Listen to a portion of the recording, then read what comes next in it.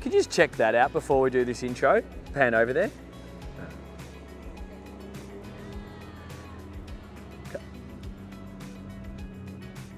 So that's what the wagging kids do in Queensland. It's a Wednesday on a school week. That's a bunch of 15-year-olds. Happy days. I'm sorry, but I am jealous. Anyway, my name's Dan Jones. Welcome to Dan's Boat Life. And today, I've got an awesome toy to talk about. This is the Adrenalina 7 from Italy. This thing, I've had the pleasure of already testing one of these boats before. It's their smaller IN model, and the Adrenalina, it's all about excitement. This boat, we've just been for a run offshore, up and down the Broadwater. It's an absolute weapon. And who's it for? I guess this is a social boat. This is for a social person. This is for a boat owner with mates. You want to go visit your mates, you want to have a raft up, you want to go to a restaurant, you want to dart around and be social. This is the boat you do it in. You'll look good on arrival, you'll get there comfortably, and you'll get there with speed. So come with me, we're going to do a bit of a walkthrough. We've also done a test drive and we got the drone up in the air. Hope you enjoy. So something that I've noticed with Italian boats over the years is that they always focus primarily on looks and they forget about function. My experience just taking this boat out in the ocean and going up and down on the Broadwater, they've included the function. This boat is a great hull. It's solid, it's built well, it cuts through the waves, and it manages the space very well from a social aspect. So that's impressive. But being an Italian boat, they got the looks bloody right. Like, this thing is sexy. You don't have to have the black tubes, you don't have to have the white upholstery or the black center console. This has just been ordered this way because it's sexy. You can do all sorts of different colors, mix and match. That's the Italian way, so don't worry about that. But starting at the bow, whilst we're here, we should check out this deep cutting V section, which it carries all the way aft. So that's what we saw when we were offshore. This thing just cuts right into it, and you can see the height from the bottom of the hull to the rib. It just gives you a lot of cutting action before it wants to connect with the rib.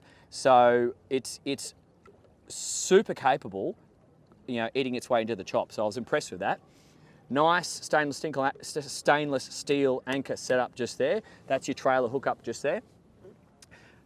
Fiberglass moulding up here with some teak inlay and pop down cleats, which is always a nice thing to see. I'm just going to walk around and jump on board. I got my towel over here so I don't walk too much sand onto the boat. We came here because this is essentially what you do with a boat like this. You run it up on the sand, you go raft up with friends, pull into restaurants and keep things simple. So that's how hard it is. It's not a difficult boat to get on board. It's certainly a manageable setup. Starting at the bow. This opens just here and gives you access to your anchor windlass. There is a chain locker just downstairs, and the windlass is just here and it goes over a roller which exits the bow of the boat. There is a safety strop just there, and you don't need to open this. It really is just to have a look at it so you don't have to get over the front of the boat when you are anchoring to see if there's anything caught. So that's there. We've got two little nice, very professional looking stainless steel up-down buttons. That's a lot better to see than your traditional plastic jobby, so that's good. A few handles, grab handles going down either side, and then look at this upholstery. That's really top-notch stuff. And instead of going for your average press studs, we got these top-of-the-line jobbies just here. So they're going to last longer and work much better when you're filling the boat up with sand and salt. So when we lift this up just here, we get access to the bow locker. 1, 2, and heaps of storage. So that gives me access to my chain locker just there. I can see tankage, I can see the hull structure, all finished off really well with flow coat and access ports everywhere. So that's good to see, and I can see some rubber seals just around there, so that is going to stay dry, that area. And I can see a water fill-up point here with a breather on the bow, and giving you a reference point, in terms of the size of the lounge, it's good for 2 people, 3 if you're close. So I mean, that's good. This provides you some lower back support. This is really comfortable and angled, typical Italian design. So this would be great for a day like this. If you're transiting, you've got a forward-facing seat here. That's good for 1 person, but this is also, check it out, a dunny, or an option for a dunny. So not many ribs in this size or day boats in this size are going to have an option for a loo. Probably not the easiest loo to get in, but at least you got it. So I'm going to try both ways. Going down forward. Oh yeah, it's actually doable. Because you know what? There's a lot more room once you get in here. So it actually goes up to, must go up to, oh, that's the height where it goes to, and then the width goes out to either side. But I think the trick would be going down bum first. Yep, definitely going down bum first. So it's not, this is a boat for young, sexy people. It's not a boat for, you know, people with bad knees and needing hip replacements. You just don't look at something like this if that's you.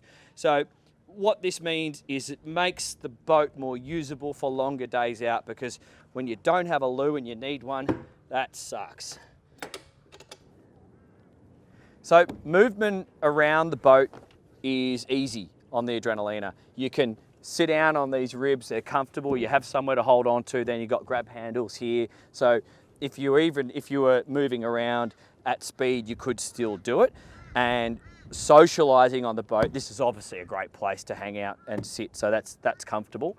But whilst we're here, moving to the center console, this is sexy. It's got really, really nice lines. It looks great from out on the water. I already had a look at it from the drone.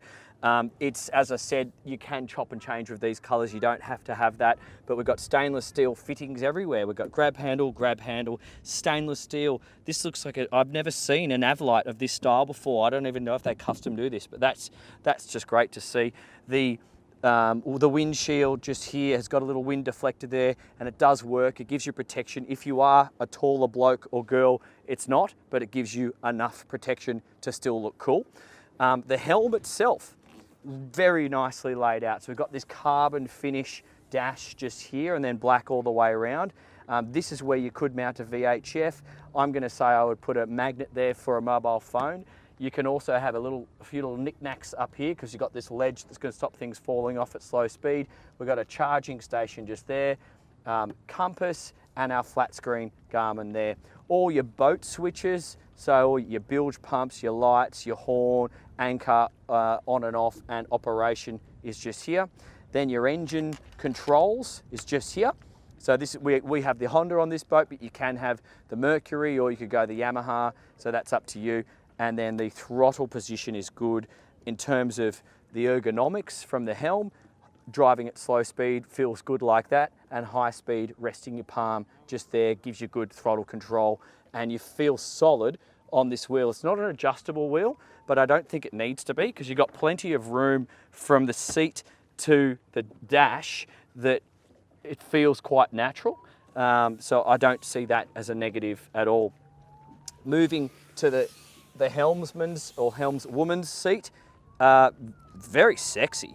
Like, not a huge amount of back support, but that's not the idea on these. You know, we want to see your sexy bikini back, or your muscly shoulders when you're driving around on one of these boats. That's what it's all about.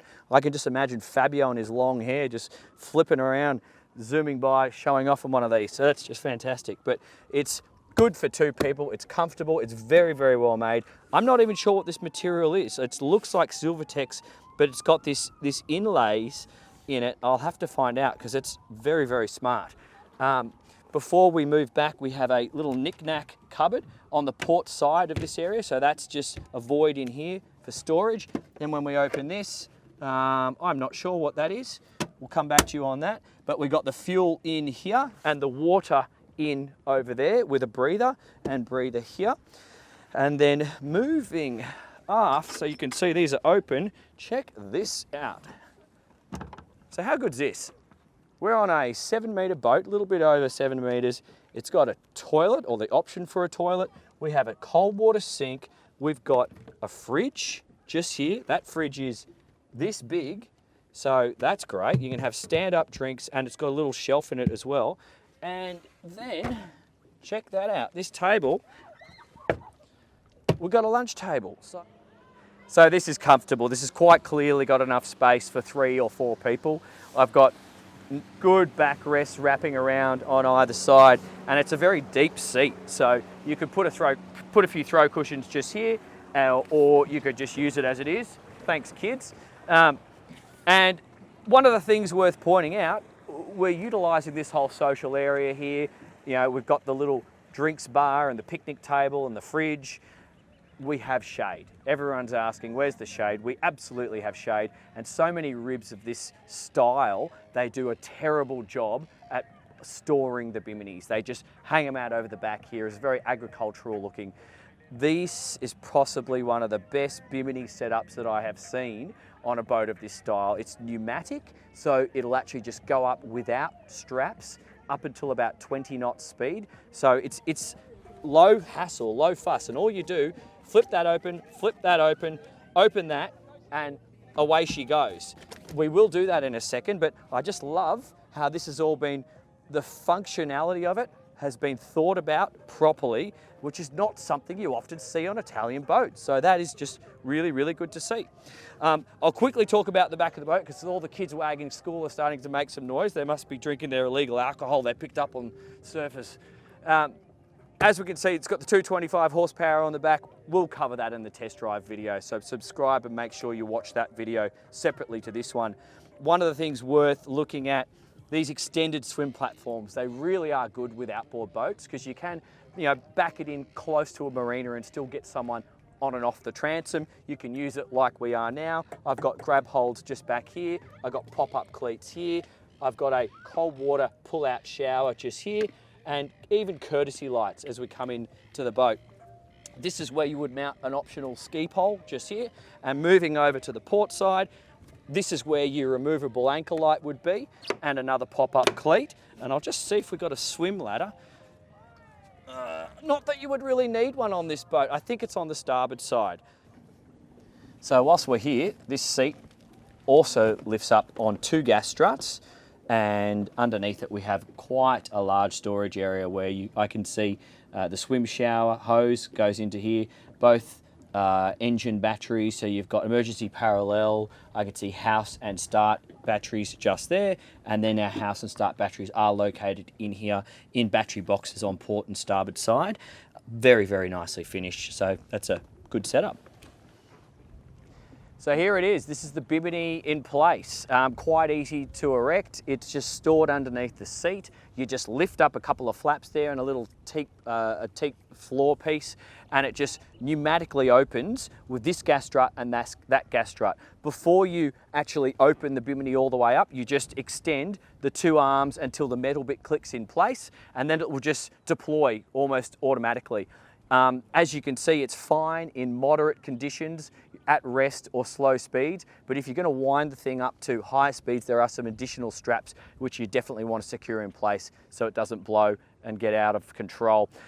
One other thing, when you have deployed the bimini, you will have a little gap underneath the cushions where it was stored, but they've even thought about that, and there's a couple of cushions that notch into place and give you that lower back support. So, what's my wrap up on this boat? I like it a lot. I like it a lot. It's a capable, good-looking Italian boat. I can't always say that in one sentence, so I certainly can about the Adrenalina 7 from Lomac. This thing's got everything you need to look good, got everything you need to enjoy a day out. It's got everything you need to be social and join your mates and go anywhere you want without limits. And it's just a boat that fits in so many different situations. It could be the perfect boat for many, many people out there.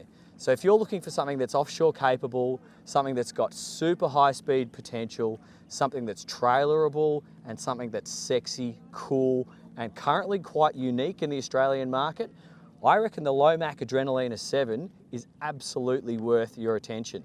My name's Dan Jones, this is Dan's Boat Life. See you on the next one.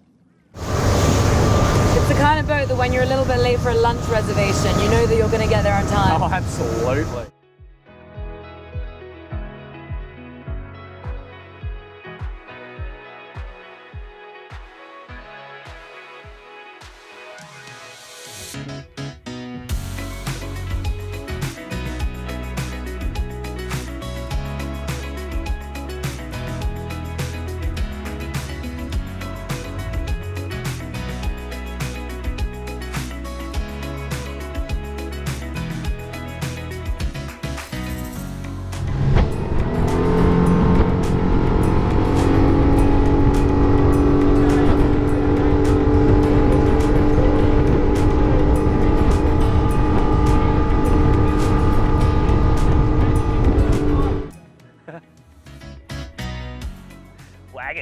Waggers!